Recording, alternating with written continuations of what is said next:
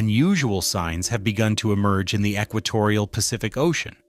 The temperature variation seems small at first glance, but it is sufficient to alter climate patterns on a global scale, influencing rainfall, droughts, storms, and temperatures across several continents. In May of this year, monitoring systems recorded a significant warming of the sea surface in the Niño region, one of the main indicators used to detect the development of the El Niño phenomenon. First, don't forget to like and subscribe to our channel. The observed warming exceeded the levels typically used by climatologists to confirm the presence of the phenomenon and spread across a vast oceanic area. What concerned researchers most, however, lay beneath the surface. A massive mass of warm water, located at a depth of about 150 meters, was slowly advancing toward the coast of South America via an oceanic phenomenon known as a Kelvin wave. This type of movement has been linked to some of the most intense El Niño events of recent decades. As a result, meteorological centers began closely monitoring the situation. While some climate models indicated the possibility of an extremely strong event, others suggested a more moderate development. What they all had in common was the same conclusion. The Pacific was entering a phase of significant climate instability. Everything that will happen in the coming months hinges on a single question. Will the ocean and atmosphere work in tandem or follow different paths? El Niño is not simply a storm, nor is it merely a period of above-average heat. It is one of the greatest natural disruptions to the Earth's climate system, capable of altering rainfall and temperature patterns across much of the planet. To understand what is happening, we must look at how the Pacific normally functions. Under normal conditions, trade winds blow steadily from South America toward Indonesia, pushing warm surface waters westward. Over time, this water accumulates in the western Pacific, even raising sea levels in that region. Meanwhile, near Peru and Ecuador, deep, cold, nutrient-rich waters rise to replace the displaced water. This phenomenon sustains important marine ecosystems and keeps the eastern Pacific much cooler than the western part of the ocean. Separating these two layers is the thermocline, an invisible boundary between the warm surface waters and the cold deep waters. When this structure begins to shift and enormous masses of warm water advance across the Pacific via so-called Kelvin waves, the climate balance can be disrupted, paving the way for the development of an El Niño event. Its depth at any given point serves as a kind of direct fingerprint of the amount of heat stored by the ocean above it. Scientists are able to monitor it remotely by combining satellite-derived sea surface height measurements with temperature profiles collected by the TAO Triton network and autonomous Argo buoys. For this reason, the depth of the thermocline is considered one of the most important variables for monitoring ENSO, the El Niño Southern Oscillation. In the western Pacific, where enormous volumes of warm water remain accumulated, the thermocline can be more than 150 meters deep. In the eastern Pacific, near South America, however, it is usually much closer to the surface, allowing cold water from the depths to constantly feed the region. This balance is maintained by the trade winds and a gigantic atmospheric circuit known as the Walker circulation. The problem begins when these winds weaken. Without their usual strength, some of the warm water accumulated in the west begins to move eastward via ocean waves called Kelvin waves. When this mass of warm water reaches the eastern Pacific, it pushes the thermocline downward, reduces the upwelling of cold water, and causes a gradual warming of the sea surface. From there, the system enters a self-reinforcing cycle. The more the eastern Pacific warms, the smaller the temperature difference becomes relative to the west. With less thermal contrast, the trade winds weaken even further, allowing more warm water to advance eastward. The result is a continuous feedback process known as the Bjerknes feedback, considered the primary mechanism responsible for the development of the major El Niño events observed throughout history. What makes this mechanism so extraordinary is its timescale. Instead of occurring in milliseconds, Like many unstable physical processes, it unfolds over months while acting on a region the size of the Pacific Ocean. In a sense, the Bjerknes feedback represents the ocean atmosphere system discovering and amplifying its own instability. A small initial weakening of the winds can, under the right conditions, turn into a complete reversal of the Pacific's normal state within a few months. But no El Niño event lasts forever. The ocean itself has mechanisms that over time weaken and bring the phenomenon to an end. While Kelvin waves transport warm water to the eastern Pacific, another type of wave, called a Rossby wave, moves slowly in the opposite direction. After crossing the ocean basin and reflecting off the western Pacific, these waves help restore normal conditions by raising the thermocline and allowing cold water to return to the surface. As the temperature contrast between the eastern and western Pacific is restored, the trade winds strengthen again, bringing the El Niño cycle to an end. In some cases, the system continues to oscillate and enters the opposite phase, known as La Niña. Today, this process is well understood by climatologists, but just over a century ago, no one knew it existed. The first signs of the phenomenon were observed by fishermen off the coasts of Peru and Ecuador, who noticed that, every few years, warm waters replaced the usual cold current. The fish disappeared, the fishing industry collapsed, and losses mounted. Since the phenomenon usually occurred around Christmas, they began to call it El Niño, a reference to the baby Jesus. At the time, no one imagined that this seemingly local phenomenon was linked to the climate of much of the planet. Meanwhile, on the other side of the world, a British mathematician named Gilbert Walker was about to find the other half of the puzzle without even realizing it. Walker was sent to India in the early 20th century with the mission of discovering why the monsoons repeatedly failed. When the monsoons failed, the result was large-scale famine. The British administration had already been caught off guard by several such catastrophes, and Walker was given the difficult task of finding some way, anyway, to predict these events before they happened. He did what mathematicians usually do when they lack a solid theory to guide their work. He gathered a huge amount of data and looked for patterns. Upon analyzing decades of meteorological records from various parts of the world, he discovered that atmospheric pressure at the Earth's surface seemed to behave like a kind of seesaw. When pressure was high over the eastern Pacific, it tended to be low over Indonesia and the Indian Ocean. When one side rose, the other fell, and these oscillations were strongly correlated with the intensity of the Indian monsoons. By the 1920s, he already had a name for this pattern. He called it the Southern Oscillation. He didn't know what caused it, nor did he have any idea that it was linked to the warm waters off the coast of Peru. Walker died in 1958 without ever discovering the answer. He worked with the correct data, in the right field, and using the appropriate mathematical tools. He found a real pattern, but the causal mechanism remained hidden because it lay in a completely different realm, beneath the ocean's surface, in a region he had no means of observing. This is a recurring pattern in the history of science. The signal is visible. The source remains invisible.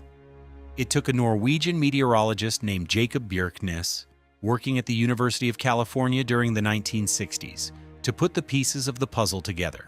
Bjerknes had access to something the previous generation did not: the first satellite observations of the tropical Pacific and a network of ocean buoys capable of measuring sea surface temperature in real time.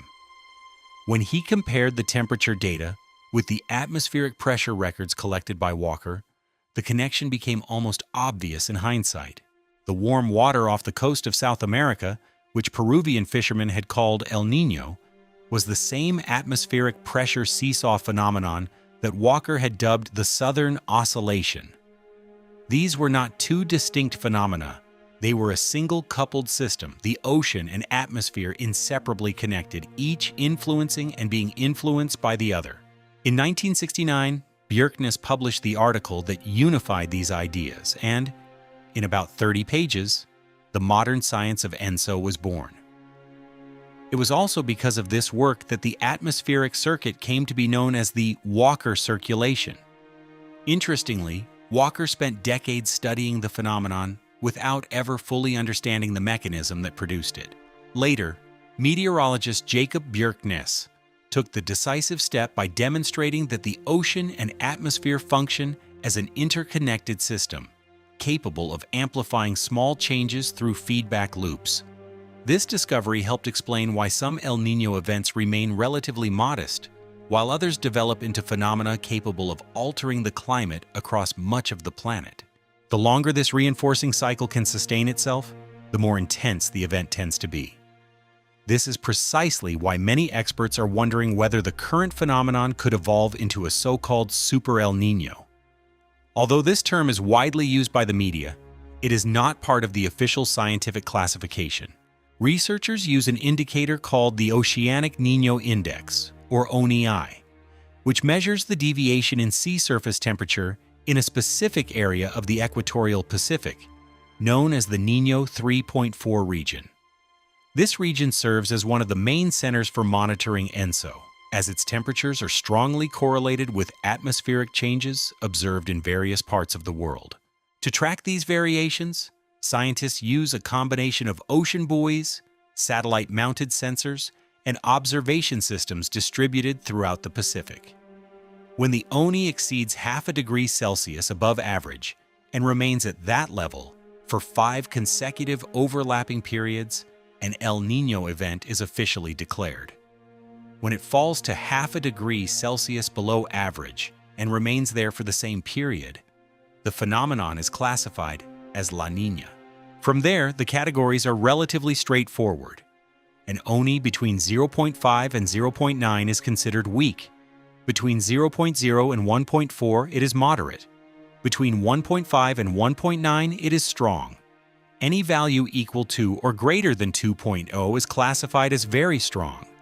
It is this last category that the press typically dubs Super El Niño, and it is extremely rare. In the entire instrumental record dating back to 1950, only 3 events have exceeded this threshold. The first was the El Niño of 1982-1983, which emerged with virtually no warning and surprised experts around the world. The second was the El Niño of 1997-1998, which reached approximately 2.4 on the ONI scale and, for a time, became the most intense event ever recorded by modern instruments. Of the major events recorded in the modern era, only 3 have reached truly exceptional levels.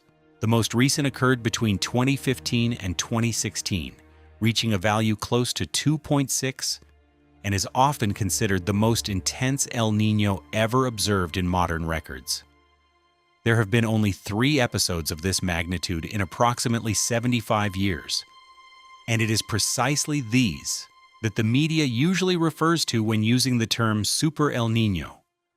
But there is an important detail. The ocean where these events occurred is not exactly the same as it is today.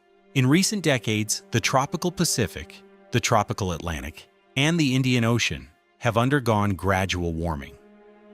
This means that a temperature anomaly recorded in the 1980s does not represent exactly the same thing today.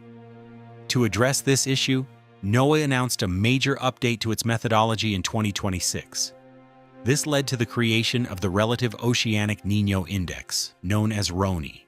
Instead of comparing the temperature of the Niño 3.4 region to a fixed historical average, the new index compares this area to the rest of the tropical oceans at the same point in time. The logic is simple. To determine whether a region is truly behaving abnormally, it must be compared to the current ocean, not to the ocean from decades ago. In this way, scientists can more accurately assess the true intensity of El Niño events on a planet that continues to warm. The names remain the same, but the index has become more sensitive to the true ENSO signal and less influenced by background global warming. In a deeper sense, the shift from the ONI to the RONI represents a change in frame of reference, similar to the transition in physics between absolute and relative measurements. The signal hasn't changed. What has changed is our understanding of what it should be compared to. It may seem like a small difference, but it has real consequences when it determines, for example, whether resources for disaster preparedness will be mobilized or not. In practice, the 2026-2027 event will be the first in history to be monitored, classified, and forecasted entirely under this new methodology. Its comparison with the events from 1997 to 1998 or from 2015 to 2016 will depend on the index used, and in some cases, the conclusions will differ. What does not change is the impact that an event of this magnitude causes when it strikes. The numbers on a graph are easy to discuss. The consequences are not. An ONI value of 2.4 or 2.6 may persist for a few months and then return to neutral. On the graph, the line rises and then falls, as if nothing special had happened. But the graph does not show what happens on farms, along coastlines, on coral reefs, and in cities while that warm water remains where it shouldn't be. The history of the so-called Super El Niños is, above all, the story of these consequences. And it is precisely because of them that people bother to predict these events. The first major El Niño documented in detail occurred between 1876 and 1878 and, for some historians, remains the deadliest climate disaster of the modern era. For 2 consecutive years, the monsoons failed in India, rainfall collapsed in parts of China, and severe droughts struck northeastern Brazil. The result was a series of devastating famines exacerbated by the spread of diseases such as cholera and malaria. Estimates cited by NASA's Earth Observatory put the death toll at between 30 and 60 million, a figure higher than the total number of casualties in World War I. More than a century later, another historic event caught the attention of scientists. The El Niño of 1982-1983 emerged almost without warning, at a time when monitoring systems were far more limited. Recent research indicates that its effects were so profound that they reduced average life expectancy in several countries in the Pacific Basin and caused economic losses estimated at approximately $2.6 trillion. The phenomenon also triggered one of the largest simultaneous crop failures ever recorded in modern history. 15 years later came the El Niño that most people still remember, the event of 1997-1998. Peru suffered severe flooding. Indonesia and Borneo burned under massive peatland fires, releasing so much smoke that 6 countries remained shrouded in a toxic haze for months. California faced storms that destroyed highways and triggered landslides in entire neighborhoods.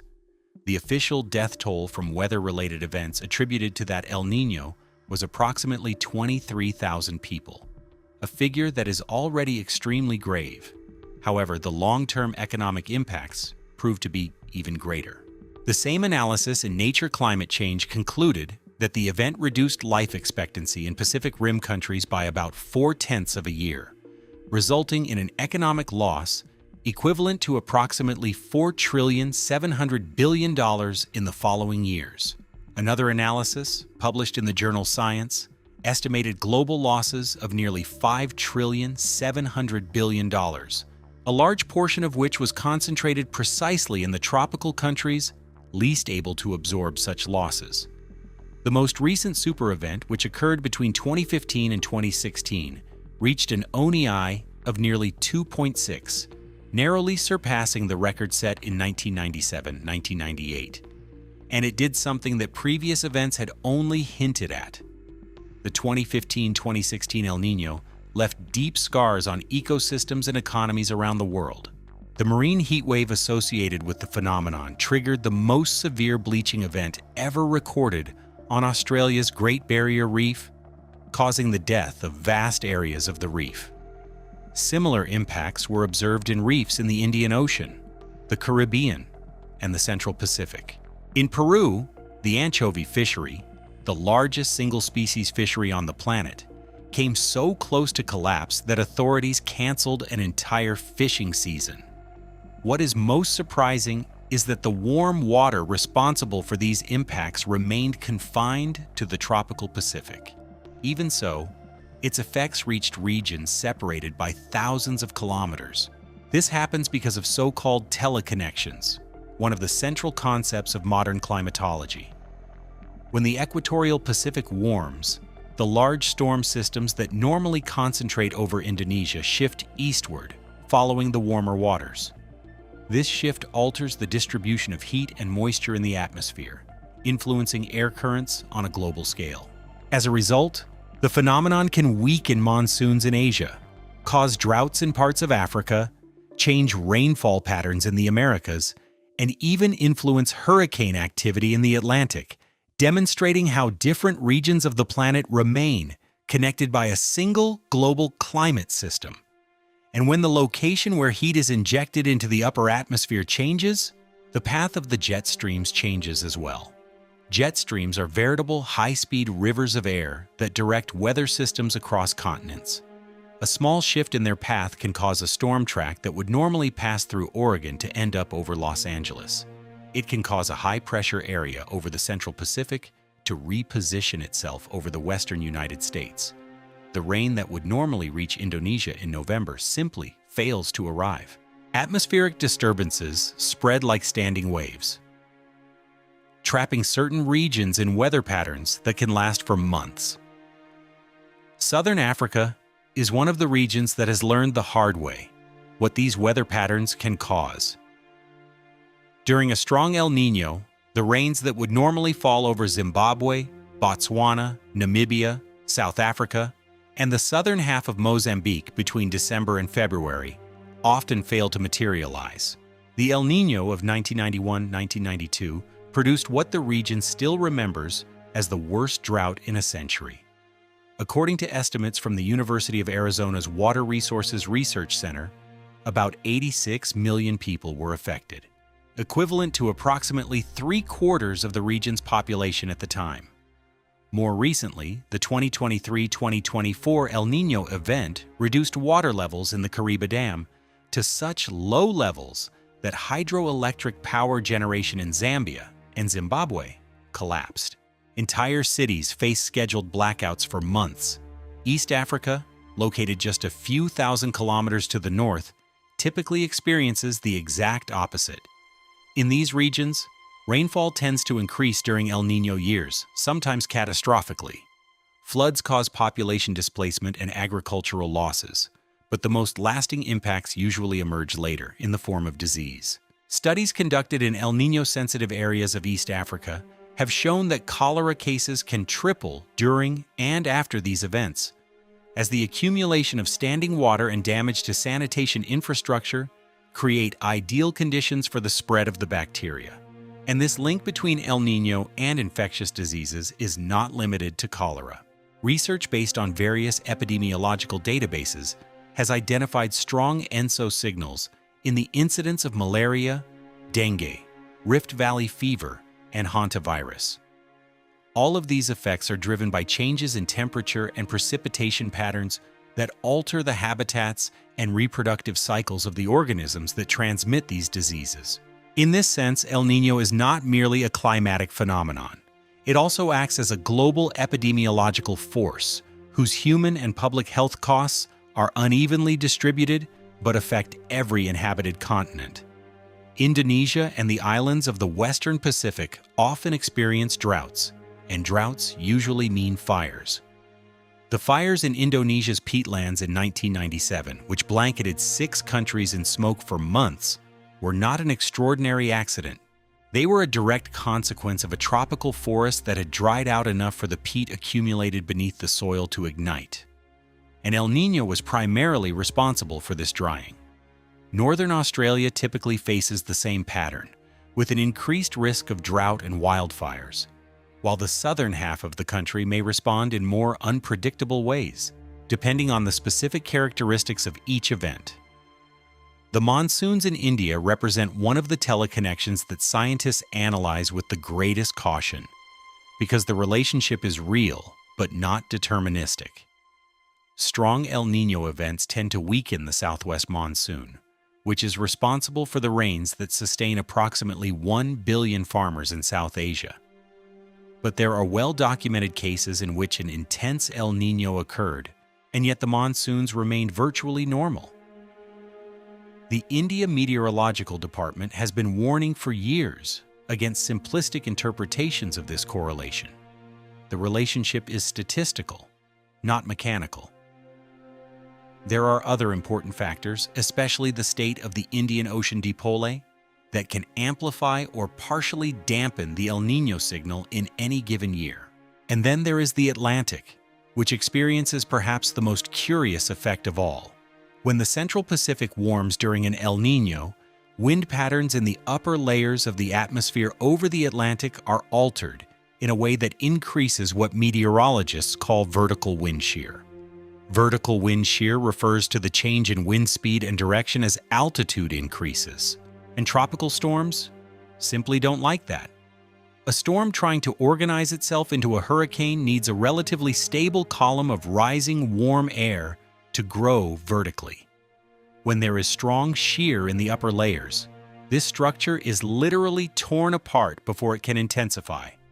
The result is a season with fewer hurricanes, weaker hurricanes, and reduced overall activity in the Atlantic. This mechanism is behind one of the most important forecasts of the year. On May 22, 2026, NOAA released its official forecast for the Atlantic hurricane season. For the first time in a decade, the agency predicted a below-average season. The forecast called for between 8 and 14 named storms, between 3 and 6 hurricanes, and between 1 and 3 major hurricanes. In an average Atlantic season, there are typically 14 named storms, 7 hurricanes, and 3 major hurricanes. The last time NOAA issued a below-average forecast was in 2015, which was also an El Niño year. A calmer hurricane season is likely the most immediate benefit El Niño offers the Atlantic. Even so, experts are quick to point out that seemingly calm seasons can still produce devastating storms. The teleconnection reduces the probabilities. It does not eliminate the risks. All of this brings us back to where the story began, to the mass of warm water that continues to move eastward beneath the Pacific's surface, and to the question that remains unanswered: what kind of event will it actually produce? Out in the ocean, virtually all the pieces are already in place. The Kelvin wave continues to move eastward. The heat content stored beneath the surface along the equatorial Pacific has been steadily increasing since December. The Niño 3.4 region is very close to the official threshold for declaring the phenomenon, and weekly readings have already exceeded that value on several occasions. The Southern Oscillation Index, the atmospheric seesaw that Gilbert Walker spent his life trying to understand, fell to minus 11.2 in April, exactly the kind of behavior expected at the onset of an El Niño. Virtually everything that needs to happen for a strong event to develop has already happened, or is happening right now. What has not yet occurred is precisely the stage that transforms a strong event into something historic. Michel Leroux, a physical scientist at NOAA's Climate Prediction Center, and one of the experts who has been publicly commenting on the forecasts, has been careful to emphasize that everything still depends on one condition. According to her, El Niño depends on continuous feedback between the ocean and the atmosphere. The ocean is already doing its part. The atmosphere needs to respond by keeping the trade winds weak, preventing the warm water from being pushed back westward, and allowing the Bjorken's feedback to continue operating rather than losing strength. If this coupling remains active during the Northern Hemisphere summer, the event could become extremely significant. If it does not remain active, it will lose intensity. The figures presented by meteorologists are unusual because they combine a high degree of confidence with an equally high level of uncertainty. According to the most recent discussion from the Climate Prediction Center, there is approximately a 2 in 3 chance that the phenomenon will reach strong or very strong intensity between November and January, and a 1 in 3 chance that it will remain below that level. Some of the world's most reliable forecast models are projecting scenarios that exceed anything ever observed in the instrumental record. The U.S. climate prediction system has been indicating a peak of nearly 3 degrees Celsius above average during October and November, which would surpass any El Niño ever recorded. The European ECMWF model shows similar results in parts of the ENSO region. If any of these models are correct, the event expected by the end of the year could become the most intense in modern history. The difficulty, and the reason why no expert is willing to state this with certainty at this time, is that the world that will experience this El Niño is not the same as the one that experienced the major events of the past. The entire tropical ocean has warmed. The planet's background heat content has changed. And now there is evidence that the teleconnections themselves, the atmospheric patterns that linked El Niño to droughts in southern Africa, floods in Peru, and calmer hurricane seasons in the Atlantic, may no longer behave exactly as they did before. A study published in the journal Nature in January 2026 concluded that many of the typical impacts of the 2023 to 2024 event were partially offset by the unusual warming of other ocean basins that was occurring simultaneously. This scenario altered climate patterns that were normally considered predictable and surprised even climate modelers. Perhaps this is the most concerning aspect of ENSO in today's world. For decades, climate models were built on the basis of a relatively stable scenario, in which the Pacific was primarily responsible for major oceanic anomalies. Today, however, the Atlantic and the Indian Ocean also exhibit above-average temperatures, altering the environment through which the El Niño signal propagates through the atmosphere. This means that patterns observed in the past may not repeat exactly the same way in the future. The coming months will serve as a massive, planet-wide climate experiment. If the ocean and the atmosphere begin to reinforce each other, as occurred during the major events of 1997 and 2015, the planet could face one of the most intense episodes ever recorded, in a world that is already significantly warmer than in the pre-industrial era. Some scientists believe that even a moderate intensity event could raise the global average temperature to unprecedented levels. But there is another scenario. The atmosphere may not respond strongly enough to sustain this amplification cycle. In that case, the phenomenon would remain moderate, and its impacts would be much smaller. Meteorologists will likely have an answer in the coming months. What remains uncertain is whether the categories used to measure El Niño still mean exactly the same thing on a planet that continues to change rapidly. The modern instrumental record dates back only to 1950. The three major events used as benchmarks occurred in a cooler ocean under different climatic conditions and with distinct teleconnection patterns. Furthermore, the methodology used to measure them was officially retired in February 2026. Indirect records obtained from coral cores, tree growth rings, and deep ocean sediments allow us to reconstruct the history of ENSO over centuries and even millennia. These records reveal considerable natural variability, including past events that may have rivaled or even surpassed the largest episodes observed in the instrumental era. But these records fail to capture the interaction between a very intense El Niño and a background climate as warm as the current one. This combination simply does not appear in any of the available paleoclimate records. We are, in the most literal sense possible, in uncharted territory. Not because El Niño is something new, but because the ocean in which it is occurring is new. The next El Niño will arrive in a world that has never experienced a similar event under climate conditions like those of today, and it will be measured by an index that has never been used to track a phenomenon of this magnitude. Meanwhile, somewhere beneath the surface of the Pacific, the warm water continues to advance slowly eastward.